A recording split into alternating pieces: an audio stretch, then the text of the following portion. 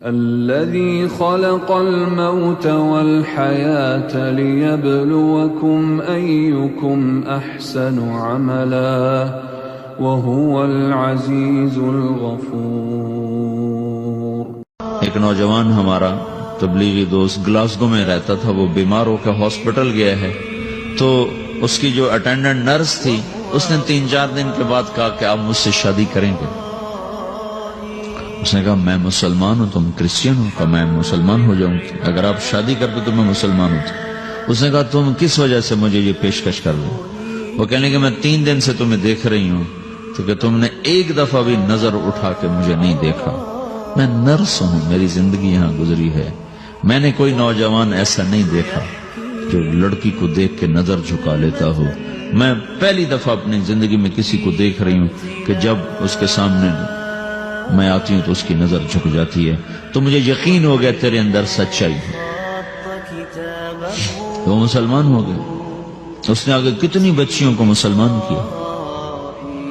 پھر اشفاق احمد صاحب مرحوم تھے، یہ ڈرامہ رائٹر، ان سے اچھی سلام دعا تھی میری، تو ایک دن مجھ سے کہنے لگے کہ میں تبلیغ کے کام سے متاثر ہوا ہوں انگلینڈ جا کر، پاکستان میں نہیں، انگلینڈ جا کر۔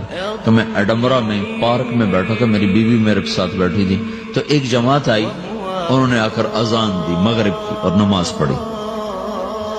نماز کے بعد 13-14 لڑکیاں بھاگ کے آگے آئیں ان سے بات کرنے کے لیے، تو میں نے بیوی سے کہا آؤ سنو یہ کیا کہنے کہتے ہیں، تو کہا ہم دونوں بھی پہنچے، تو جس نے جماعت کرائی تھی اس کو ایک لڑکی آگے بڑھ کے کہتی آپ کو انگلش آتی؟ کہی آتی ہے۔ کہ آپ نے کیا کیا ہے؟ کہ جی ہم نے اپنی عبادت کی۔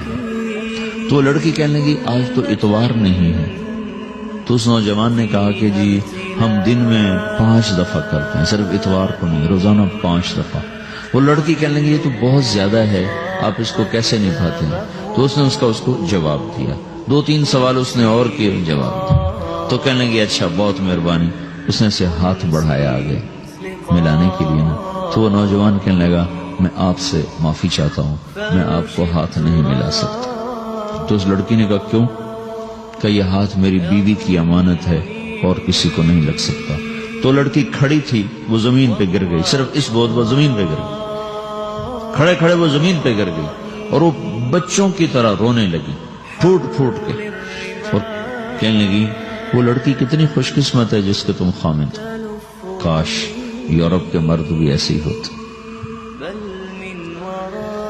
جس رب نے نفسیات بنائی ہے وہ اگر کوئی عورت کپڑے اتار دے تو اس کی نفسیات بدل جائے گی، چاہے وہ مغرب میں پیدا ہو چاہے وہ مشرق میں پیدا ہو۔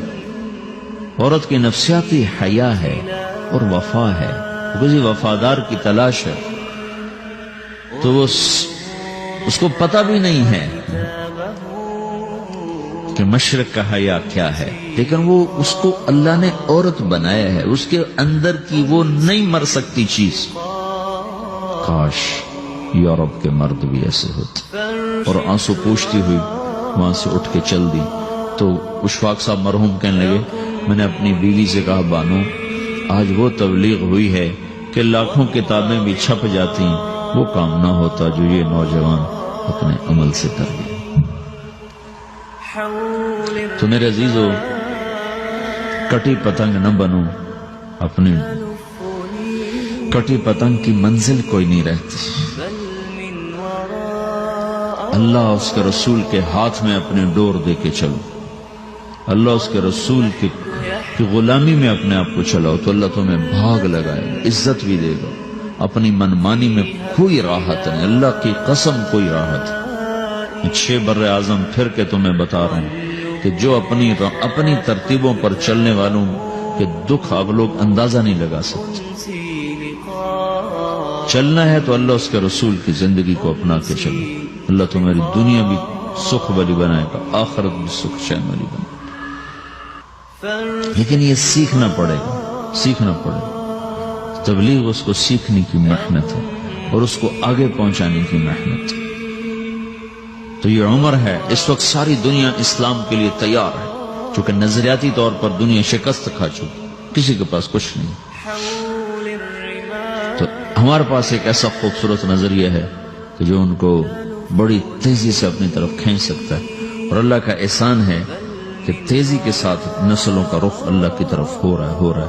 تھوڑی ہمت کرو، چھٹیوں کا وقت تبلیغ میں دو، باقی وقت اپنی تعلیم کو دو. گھر جاؤ تو ماں باپ کے خادم بن کے رہو، نوکر بن کے رہو.